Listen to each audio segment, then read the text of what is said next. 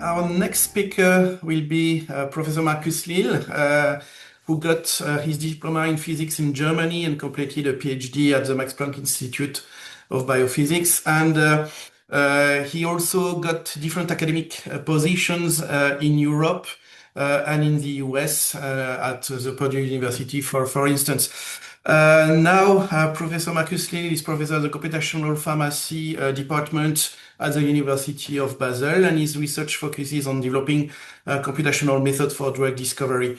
Today, he is going to talk about towards physically informed deep learning for structure-based drug design. Thank you very much, Markus, and the floor is yours. Thank you, Vincent, for your kind introduction. So, can you see my presentation?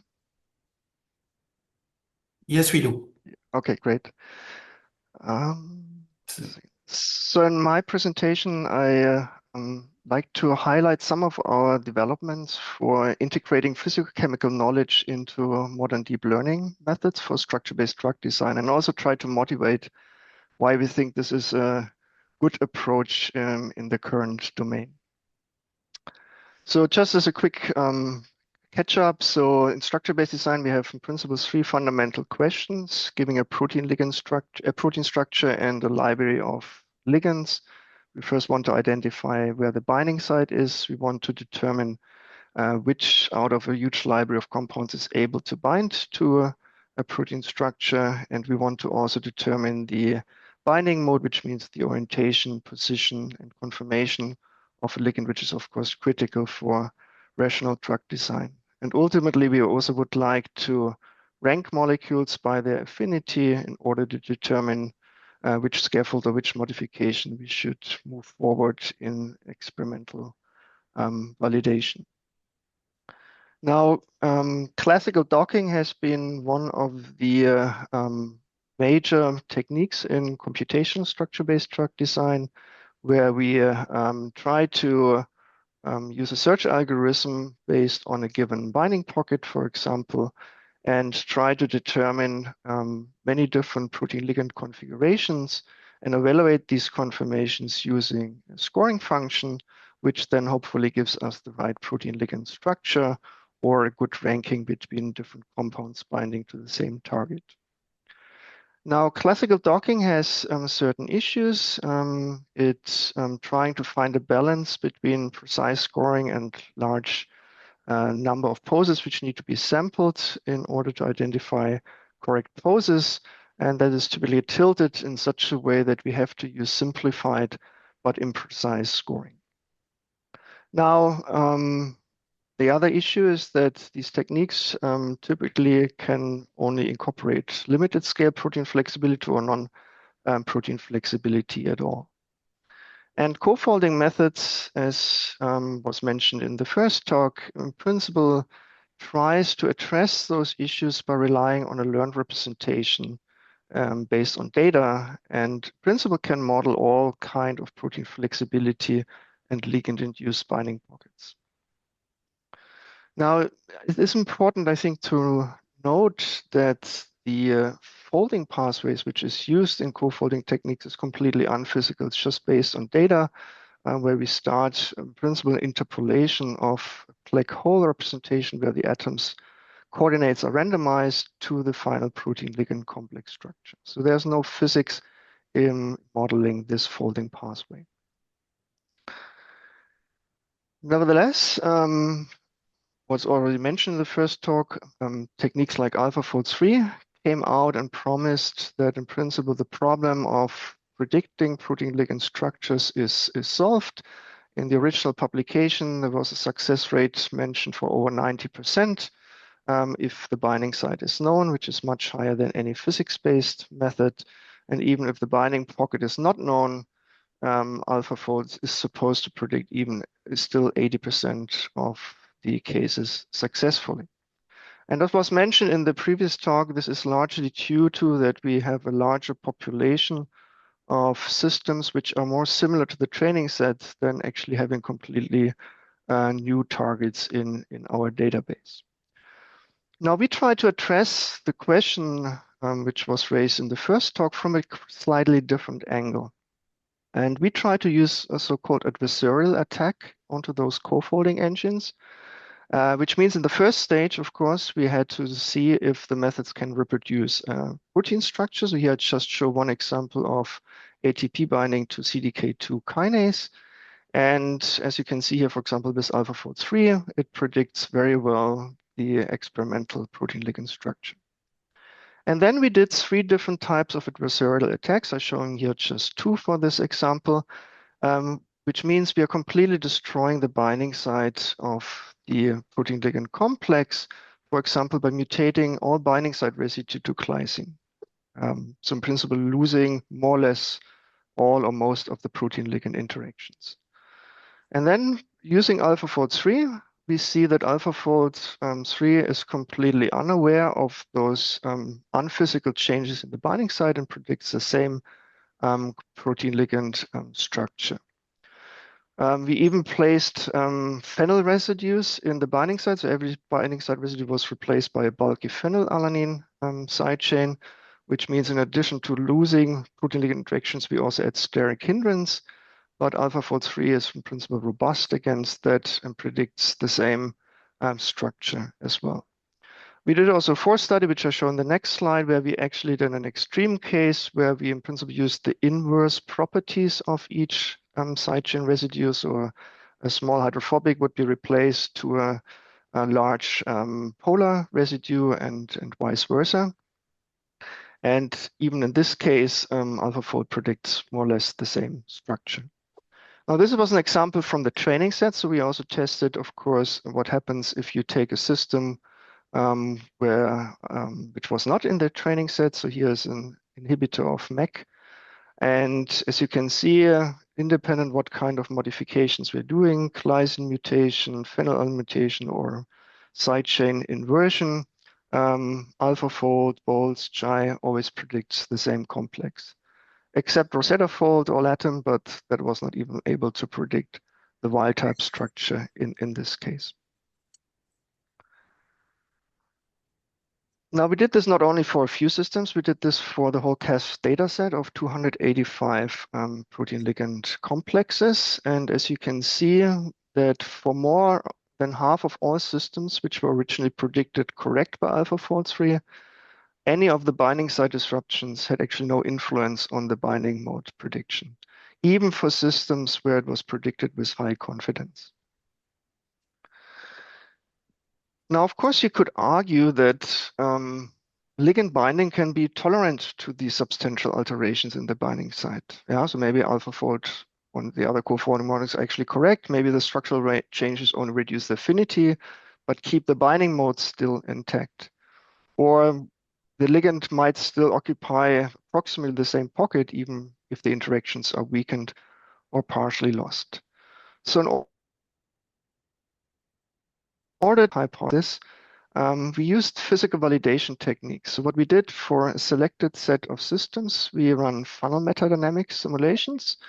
Which means this is an enhanced simulation technique which simulates the binding and unbinding of ligands to the binding site and allow us to calculate potential of mean force, which means the free energy difference between the bound state and the unbound state, or in other words, also the likelihood that the ligand actually is still able to bind to the binding site despite all those modifications we did to the binding site. And we did this, for example, for CDK2, which I showed you in one of the first slides. Of course, we had to check if the method works robustly for the wild type, which it does. So it's predicting the bound state as the preferred state compared to the unbound state. Then if you replace everything by glycine, the trend is actually changing towards the unbound state, but there's still some likelihood that it can bind. But as soon as you pack it with phenylalanines or you make binding site residue inversion, the likelihood is 0 that it's actually able to bind to this binding site, which means that the prediction of all those co-folding engines is against the physics which we see for those systems. Now, we did not only just mutations of the binding site, but we also actually did mutations on ligands. So here I show you one extreme example. Again, ATP binding to CDK, where we replaced the negative phosphate chain by increasing number of positive amines, so in principle inverting the electrostatic interaction profile of the ligand. And as you can see, more or less all of the co-folding engines are completely neglecting this drastic physical change interaction. And also here we run co-folding simulation, funnel metadynamic simulations. And as you can see, it's very clear that even with one addition of a positive charge, the likelihood that it's still able to bind is 0. So which means in contrast to what the co-folding techniques are predicting. So our conclusion is that co-folding methods predict poses of the ligand not based on any molecular interaction, which it might be learning, but rather on patterns. And this is, I think, the critical part, not even patterns with the binding site, but patterns with distance regions of the proteins, which should play little or no role in ligand binding. Now, this is not really surprising if you consider the data set on which we are training, which is really very small if you compare it to other areas of deep learning. And it's also the current PDB is covering a very small fraction, less than 5% of the biochemical space, which is actually accessible to us. And so the consequence for all of these deep learning-based, structure-based methods is that they purely generalize. We have seen this in the previous talk, and that the excellent results we see published are really just due to learning patterns and can only be applied to systems which are similar to the training set. So what can we do? So in our group, we are doing this by 2 different approaches. One is by increasing the training data set, not just the size, but also the diversity, using a way of generating physically robust synthetic data. And the other approach is trying to incorporate physicochemical information into deep learning approaches. So I will shortly talk about these 2 approaches. So we have developed a protocol to develop physically robust synthetic data. So we start with known PDB structures. We actually remove a small portion of the chain to generate artificial pockets. Of course, we check if those pockets are actually physically meaningful, if they are ligandable or druggable pockets. And only those pockets we then generate artificial protein ligand complexes, either using physical shape screening methods or generative AI models. And using these approaches, we generated approximately 5 million protein ligand complex structures. However, which is, I think, the most critical part, is to have a physical validation of those complexes, a filtering stage. And we do this in 2 stages. First, we use a physical docking methods in order to check if we can reproduce the generated protein ligand complex, here using CDocker. And then we have a GAN-like discriminator model between native or nature-like protein ligand complexes and non-nature looking like protein ligand complexes. And using this filtering stage, we actually had to remove 85 to 90% of all the synthetic data points and ended up with the data sets of around 500,000 synthetic protein ligand complexes. And we are currently in the process to actually use this synthetic data to fine-tune co-folding methods. So this is just preliminary data, which I'm showing you. This is exactly the same slide which you have seen in the previous presentation. So the similarity to the training set and the function of successfully predicted complexes in the test set.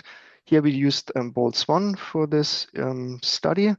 And as we have seen the same trend in the previous talk, the less similar the compounds is, the lower the success rate is to predict the correct protein ligand complex.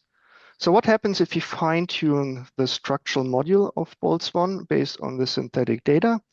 We see actually improvement in predicting the non-similar structures because we increase the diversity of the training set.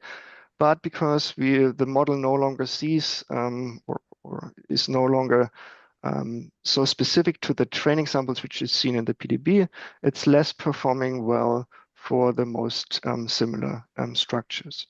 The next thing is we did the same what Janine was showing, but somehow we got some different results with the combination of Boltz and SMINA, and we saw actually some improvement for the not so similar protein ligand structures. We see a similar improvement in doing this on the fine-tuned data.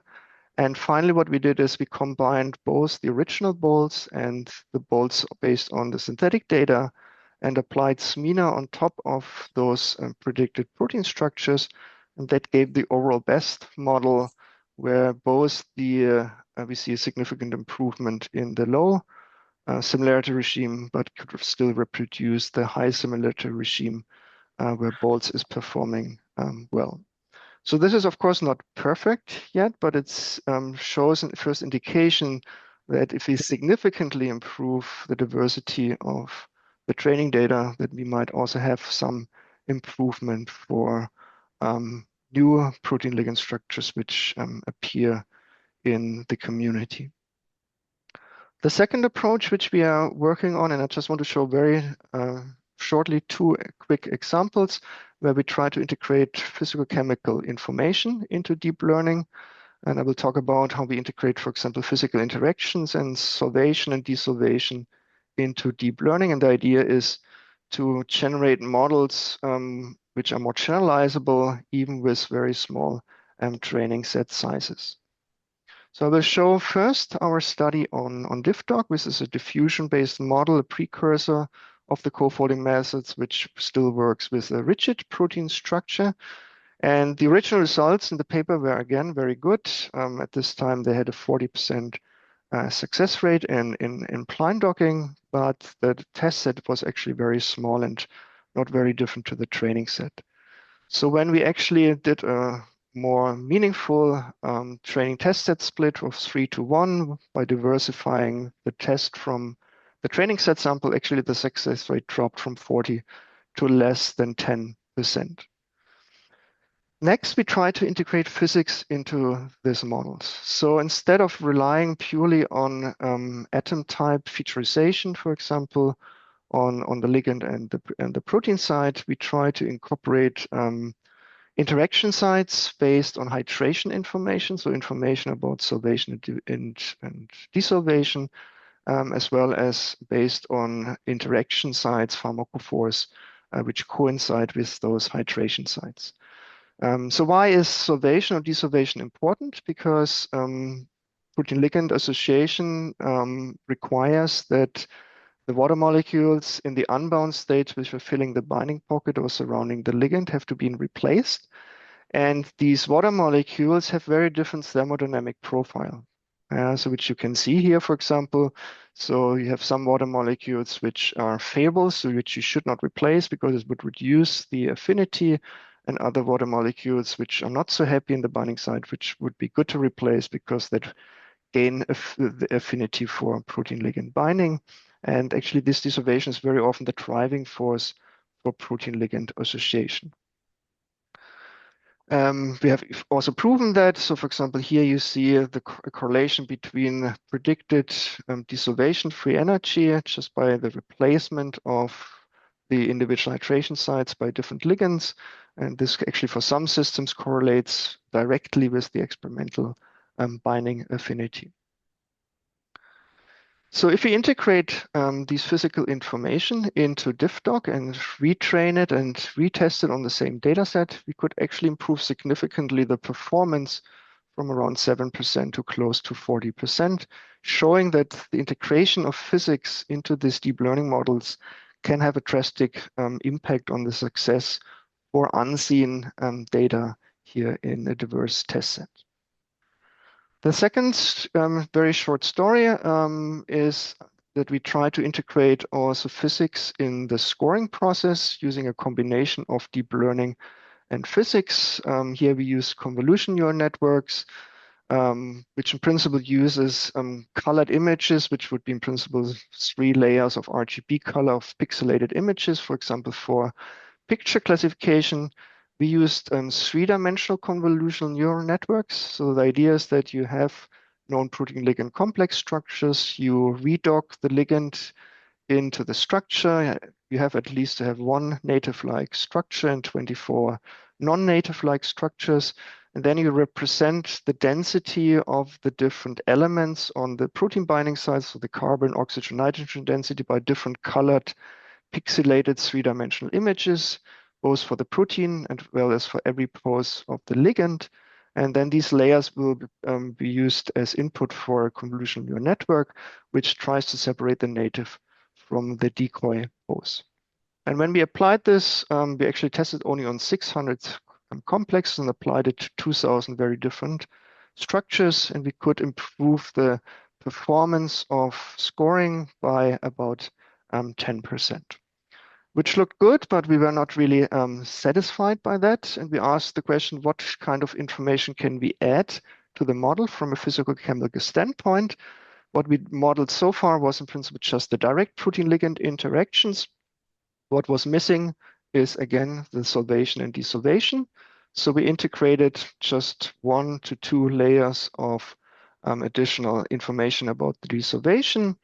And what we saw is that this significantly improved the quality of scoring to close to 90% success rate here in a redocking study. Now, we also did some explainable AI, and I think this is very critical that we should not forget to actually interpret what kind of physics, or if these models actually learning physics at all. And what we did is here with explainable AI, we try to identify the features which the model believes to be relevant for identifying the native-like structures, and the model really correctly, in the cases we studied, checked what residues, what functional groups are relevant for protein ligand interactions. It also identifies hydrophobic regions to be critical from a desolvation perspective. It identifies enthalpically favorable hydration, for example, as water-mediated interactions. And interestingly, it finds also water molecules at the surface to be relevant for this protein ligand binding. And this was something which was not so well known in the drug discovery community. Just Gerhard Klebe was studying this on isolated systems. And this is actually a paper from Gerhard Klebe publication. And it's in principle that you can have enthalpically favorable water networks, something like a lid, which is on your pot. And if you try to break out of this water network, you're losing free energy. So something like if you're breaking out of a prison. And this was not being recognized in our study. We could actually show that this is important for a large number of protein ligand complexes, and shows that these deep learning models are actually not black box and can actually get you also additional valuable information about the relevance of different physicochemical features. So in summary, I hope I could show you that it's worth trying to not forget what we learned from chemistry and physics over the last decades, and maybe the integration of the data-driven domain and the physics domain is a way forward to improve methods like the current co-folding methods. And with this, I'd like to thank the people of the group. I particularly talked about work which was done by Amre, Matt, and also partially by Florian and Sofiane. And I thank you very much for your kind attention. Thank you very much, Markus. So do we have, yeah, great. Do we have any question for the audience? Yes, Alexandre? Yes, very nice presentation, thanks. So I have 2 questions. So first, when you generate the synthetic data set for training the model, did you check again the similarity of your, did you reclassify similarity? Because it could be that in your synthetic set you have poses that resemble something in your data set that you are training. So is the performance that you are seeing maybe a change in similarity, or is it real? Yeah, we looked into that, and there's not really anything which changes drastically. I mean, we did both plots where we recalculate the similarity based on inclusion of the synthetic data. And just in the PDB, of course, it looks a little bit different by the numbers and the percentage which are in each plot. but it doesn't significantly change the behavior. Yeah. Okay, thanks. And for the scoring part, the CNN network, so you did rotational sampling as well? Because it's a 3D image that you're dealing with, right? Yeah, we did augmentation for this model. Yeah. Okay, well, very nice. Thanks. Thank you. Yep, thank you. Chibei, please. Yeah, thank you. you. Thank you for a nice talk. I have a question about how you exactly integrate your different machine learning modules with your physics-based methods. Like, what is the intersection like? And yeah. Yeah, so for the CNN, it was in principle just the featurization, which we did. So in principle, integrating some physicochemical knowledge, which we know it's important and has not been part of the CNN network. For the fusion dog, it's a little bit more complicated. So it's in principle, we are calculating throughout the diffusion pathways, particularly at the end of the diffusion pathway, the physical forces on the translation, rotation, and torsional degrees of freedom, and use that as an input to a neural network, which gives you back the score for propagating the diffusion model. So that was in principle how we try to integrate the physics into that. I see. Thank you. You're welcome. Thank you. So I think we have the time for one last question, maybe. Yeah, maybe I can ask one then. Yeah. So going back to the first part of your talk, and given the fact that part of the role of computer-aided drug design is to figure out if a small modification of a ligand is favorable or unfavorable to the binding, do you see any reliable usage of current approaches like AlphaFold3 or Basel in a drug design pipeline? So, I mean, in principle, our studies showed that, I mean, even you make drastic changes to the ligand, that you do not get any changes in what these co-folding methods show. I mean, we didn't look at affinity. I mean, you know, Boltz-2 is now postulating to predict affinity. So I think I've seen some initial studies which look also at this. And if I remember correctly, they didn't see that Boltz is very sensitive to those changes. So I think at least the current co-folding techniques I don't see yet robust for real drug discovery application. But of course, there are other people who are also looking for integrating physics into those models or combining those co-folding methods with subsequent physics techniques. So I think this is probably the way to go forward. I don't believe right now that we have just enough data to do this purely data-driven. I just don't think that right now will work for most applications. Thank you very much.